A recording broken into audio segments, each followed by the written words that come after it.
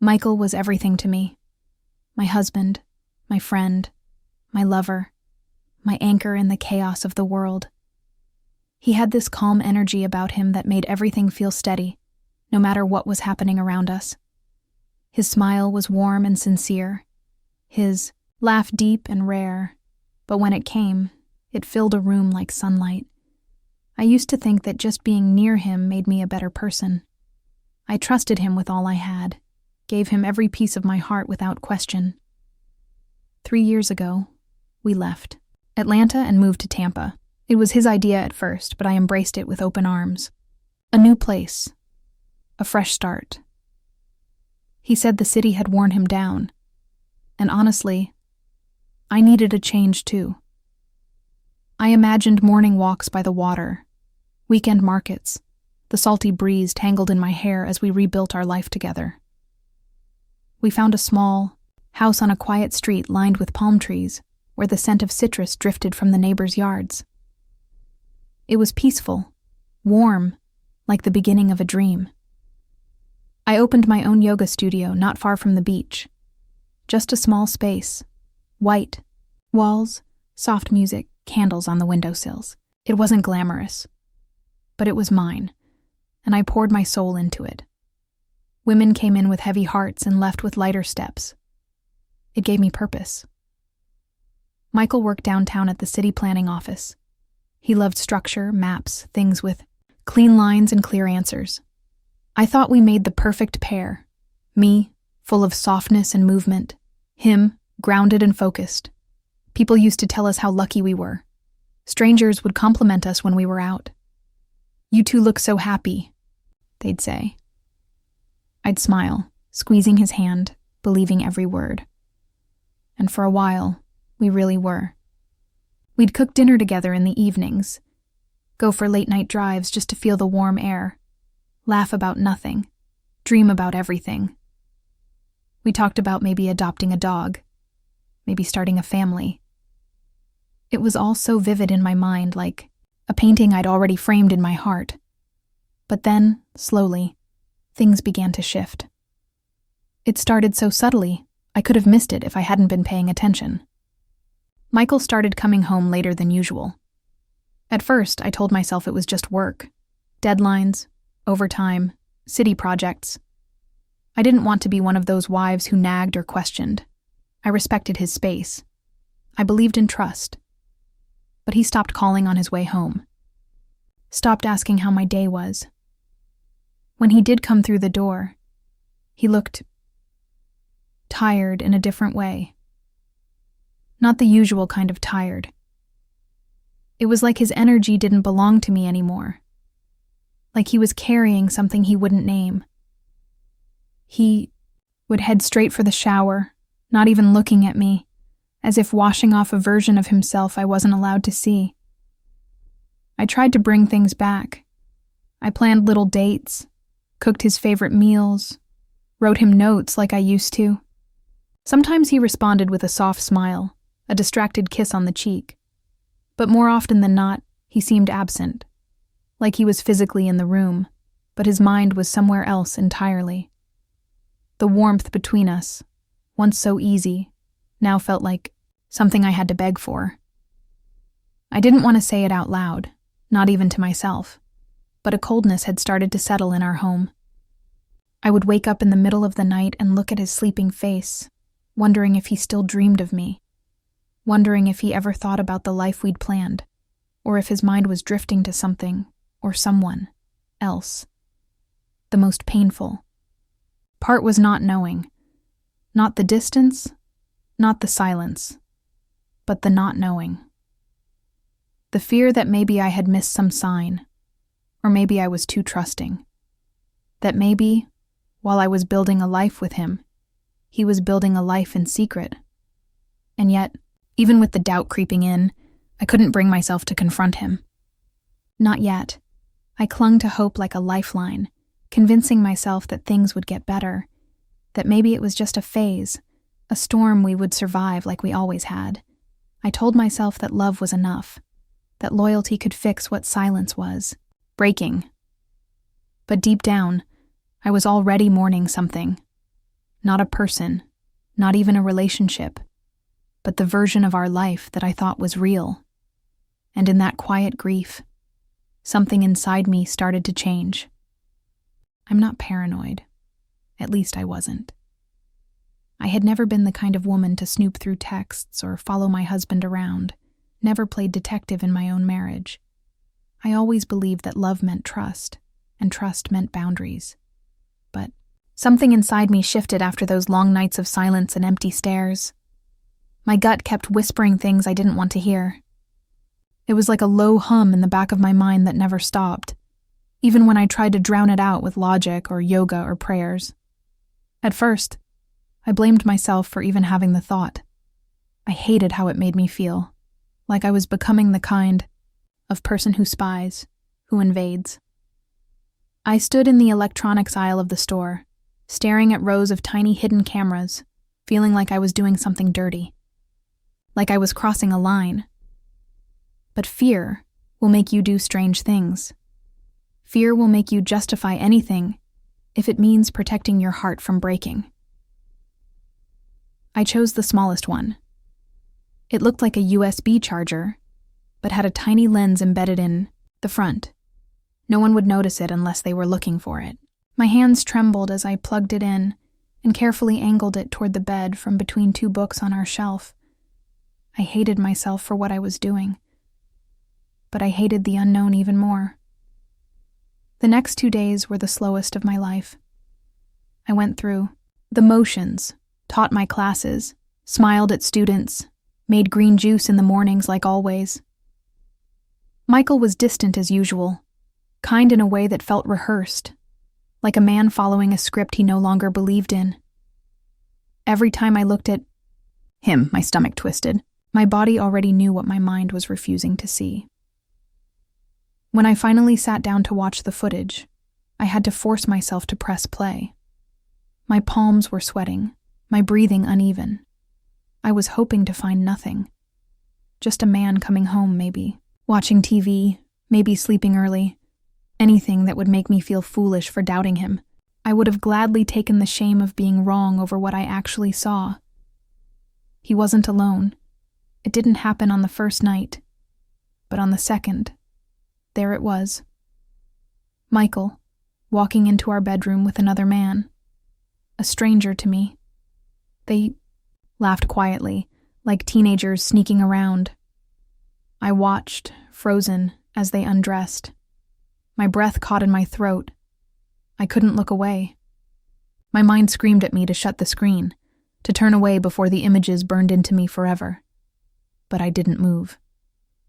They used our bed. The bed Michael and I had picked out together on a sunny Saturday afternoon. The one we'd made love in 100 times. The place where we whispered dreams, held each other through storms, and built a history only we were supposed to share. Now it was a crime scene, a violation, a betrayal so deep it felt like my skin was being peeled back inch by inch. And then I heard him speak. Michael's voice. Soft, gentle, intimate. The words he used, the same ones he used to whisper in my ear. I felt them echo in my bones, sharp and cruel. The way he touched the other man, the way he looked at him. It wasn't confusion. It wasn't a mistake. It was affection. Desire. Something real. It broke something in me. I sat there for a long time after the video ended, staring at the frozen frame on the screen. My mind was blank. My heart felt hollow. I didn't cry at first. I just went numb, like my entire body had shut down to protect me from feeling too much at once.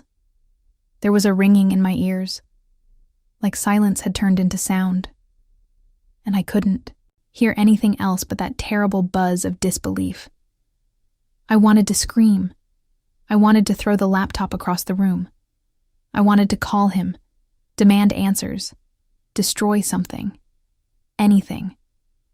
But instead, I just sat in that chair, knees pulled to my chest, watching the slow unraveling of the life I thought I had. I thought of all the nights I had waited for him, The meals I had made, the prayers I had said, the dreams I had clung to. All of it felt like a lie now, not just because of what he did, but because of who he chose to be with. Not a woman, a man. I couldn't even begin to process what that meant. Was he living a double life? Was our entire marriage a mask he wore to hide who he truly was? I didn't know what was worse, the betrayal itself, or the fact that I hadn't seen it coming. That night, I didn't sleep. I lay in bed, staring at the ceiling, trying to remember the last time Michael had looked at me the way he looked at that man. I couldn't.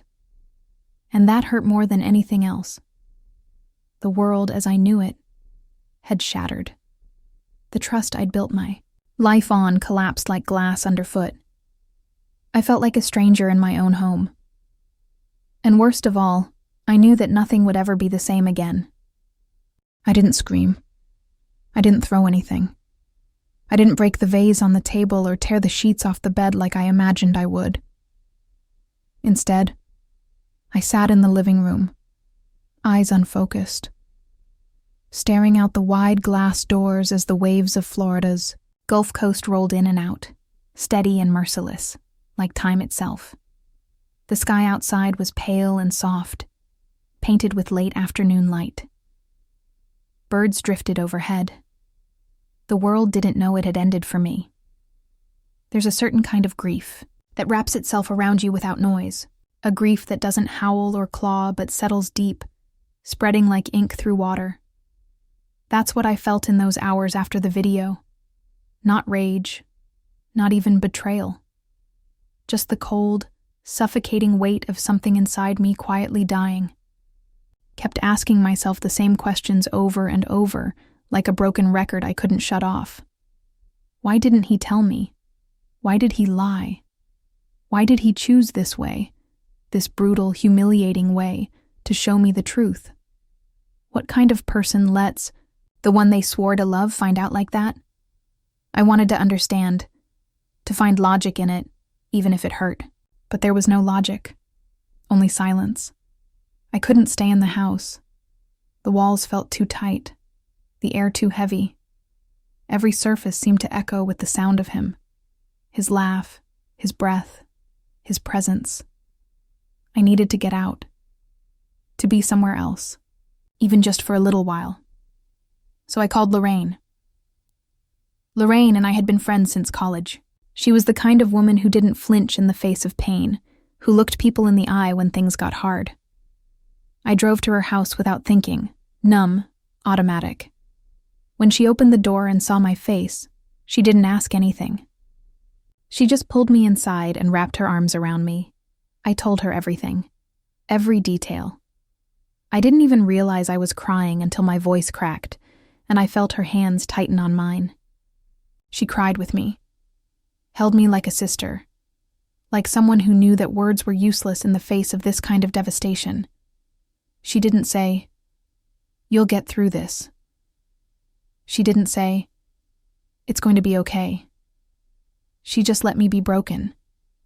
But even that couldn't fix the damage. Her comfort was warm, real. But it was like trying to hold back a flood with a single towel. I could still see it.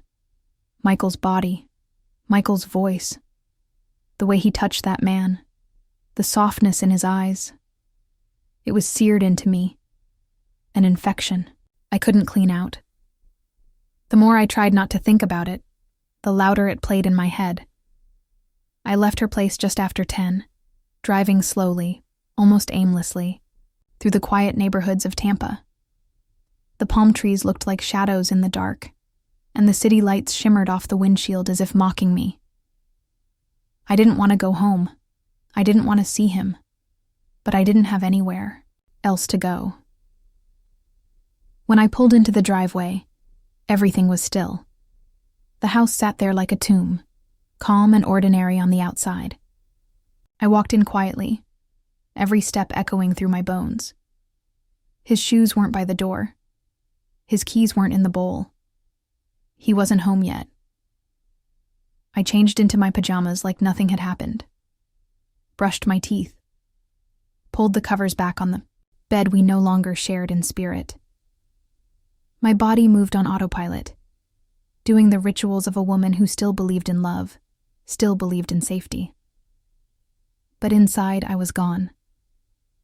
I was watching myself from a distance, watching a woman who used to be me. Came in around midnight.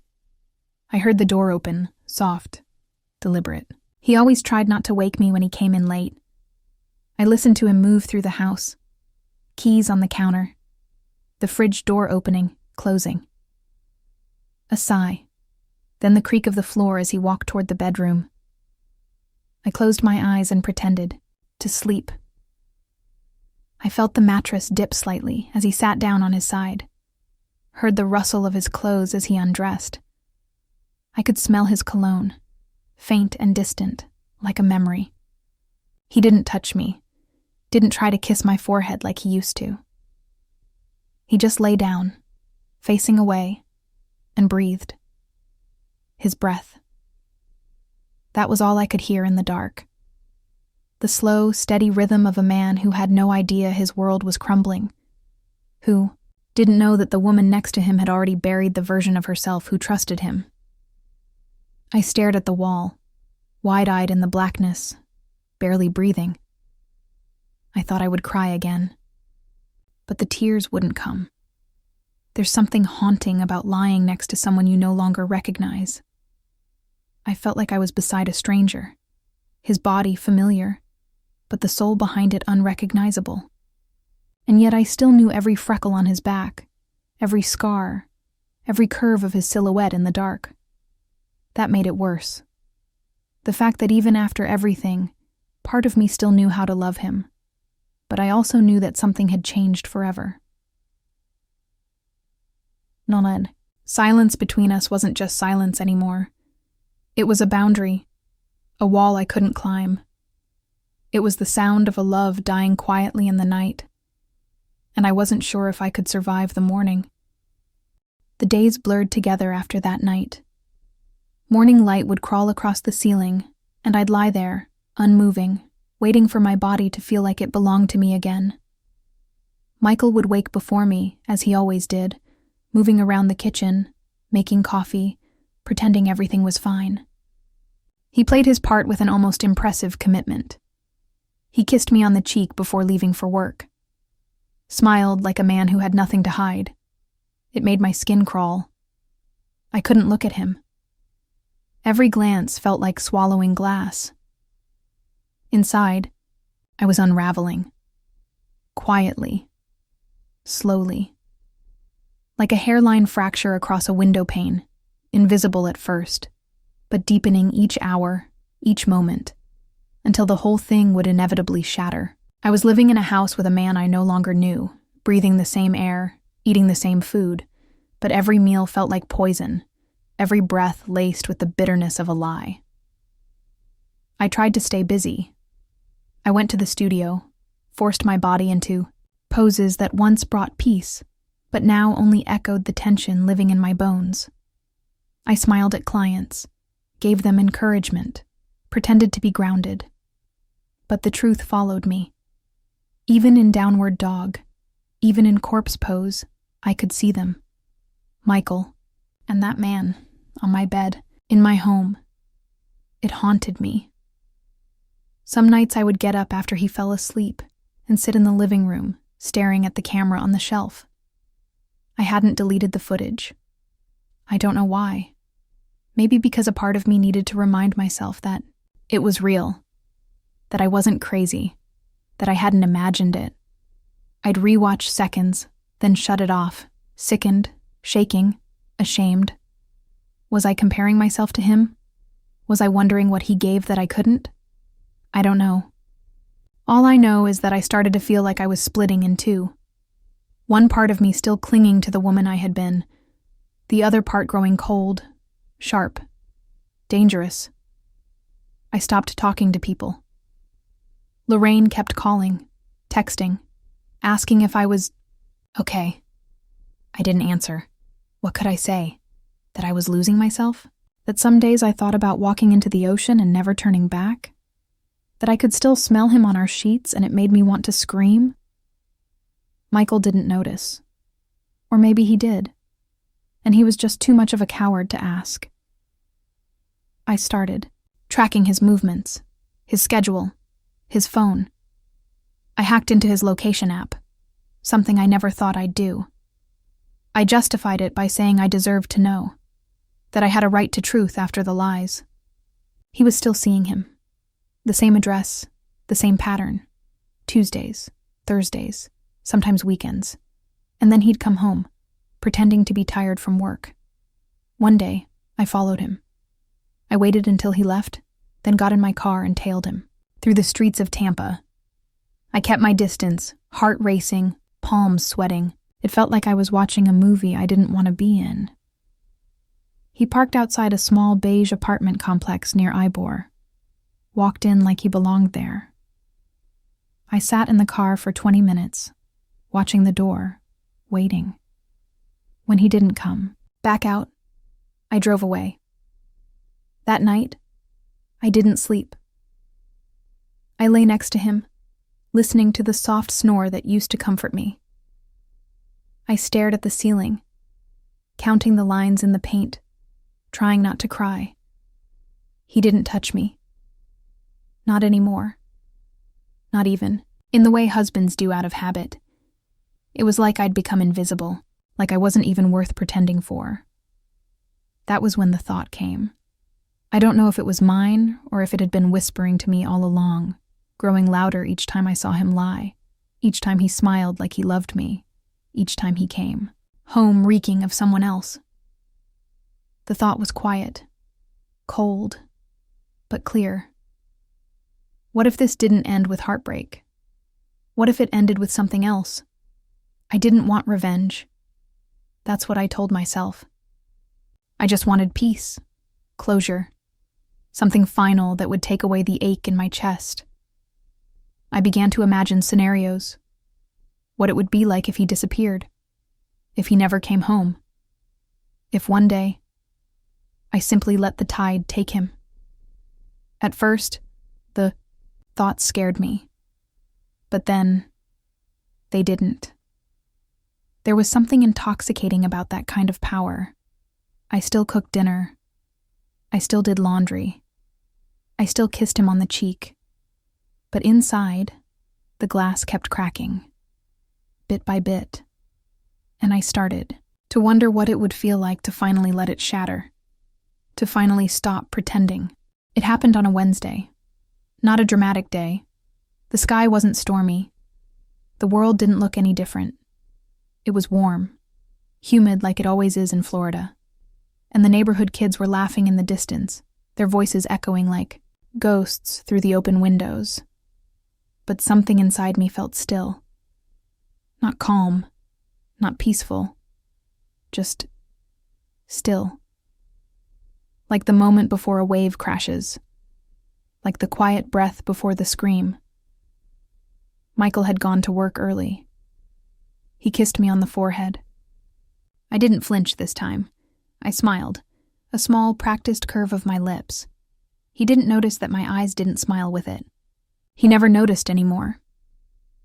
I stood at the sink, watching the sunlight catch the rim of his coffee mug, and thought about how many lies had been poured into that ceramic over the years. How many mornings he sat across from me, sipping betrayal like it was nothing. I gripped the edge of the counter, knuckles white, and for a moment I imagined hurling the mug across the kitchen. But I didn't. I didn't need to break it. I needed to break him. People always imagine that when someone snaps, it's loud, violent, obvious. But it's not. Snapping is quiet. It's subtle. It's a thread slowly unraveling from a sweater until suddenly the whole thing falls apart. In your hands. I made a list. I opened a fresh notebook, the one I used to plan yoga classes and retreats. I tore out the first page and wrote a single word at the top. Freedom. Underneath, I began listing everything I needed. Gloves, bleach, trash bags, an alibi. It didn't even feel real. It felt like I was writing a story. Someone else's. story. But the handwriting was mine. I Googled things I never thought I'd Google. How to make it look like an accident. What chemicals dissolve blood. How long someone has to be missing before police start asking questions. My heart didn't even race. It just beat. Steady, dull, focused. For lunch, I ate toast and avocado. I texted Lorraine, told her I was feeling better. She sent back a string of heart emojis. I almost laughed. My fingers hovered over the keyboard, wanting to tell her everything, but I knew I couldn't. She would try to stop me. She still believed in therapy, in hope, in people changing.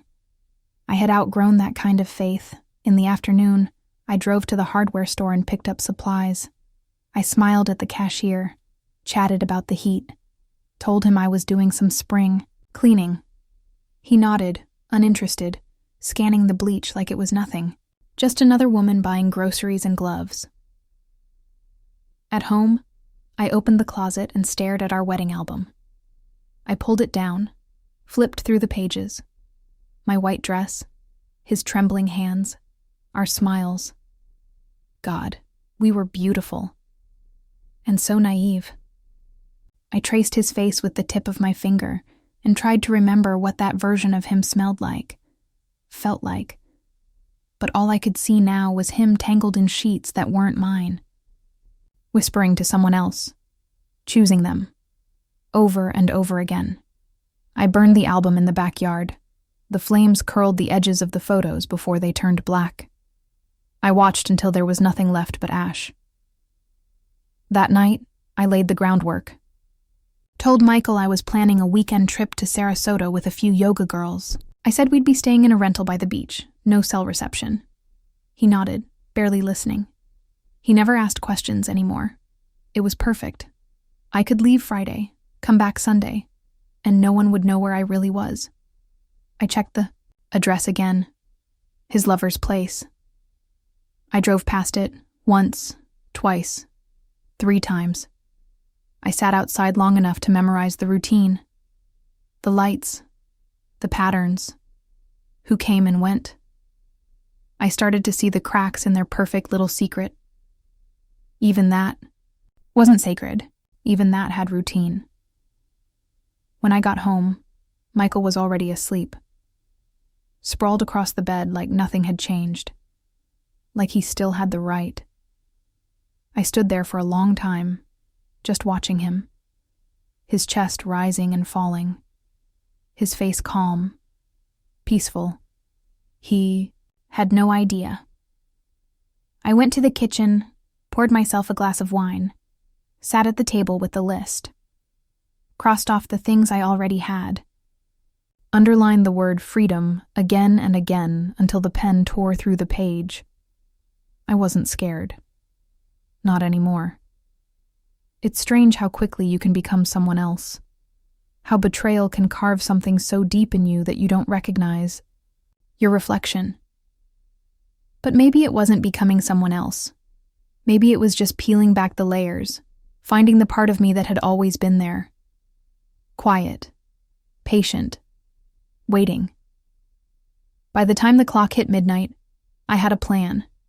And this time, I wasn't going to pretend. The house was too quiet. The kind of quiet that presses on your chest and makes it hard to breathe. I stood in the hallway for a long time, listening. No movement. No hum from the TV. Just the soft tick of the clock on the wall, marking time like a heartbeat. One I was about to stop. I had told Michael I'd be gone for the weekend, and I had made sure he believed me.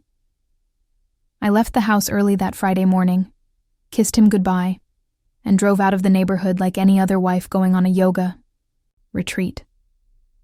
I even texted Lorraine when I arrived. A photo I'd found online of a beach house did the trick. She sent me blessings and reminded me to relax. I told her I would, but I didn't drive south. I circled back hours later, parked a few blocks away, and walked through the back trails like I'd done 100 times before. I knew where the motion lights were. I knew when Michael would be home. I knew what door creaked and what floorboard, groaned if you stepped wrong. I had rehearsed it 100 times in my head, but my hands still trembled as I turned the doorknob. He was in the kitchen, shirtless. The same wine I had bought the week before was in his hand. The same kind we used to share together. He hadn't even noticed it was missing. I watched him for a second. His back turned, relaxed, like everything was fine. Like he wasn't a man hiding something vile behind his easy smile. Like he wasn't a liar. I stepped forward, slowly. My breath steady. The gloves were already on. He turned just as I lifted the bat. The look in his eyes wasn't fear. It was confusion. He opened his mouth to speak, but it was too late. The sound it made, flesh and bone colliding with metal, wasn't what I expected. It was dull, wet. Not like in movies. It echoed once, then silence. He collapsed, his hand reaching out toward me. But I didn't flinch. I raised it again, and again, and again. I don't remember how many times. I just remember stopping when he didn't move anymore, when the body that used to be Michael lay twisted on the tile, lifeless. When the blood had spread so far it reached the edge of the rug, we picked out on our anniversary. I stood over him for a long time, breathing, thinking, not thinking. And then I moved. I cleaned what I could. I wrapped his body like a package. Thick plastic. 3 layers, just like I'd read. The bleach burned my nose, but I kept going. I scrubbed until my muscles ached, until my skin felt raw under the gloves. By morning, I was gone.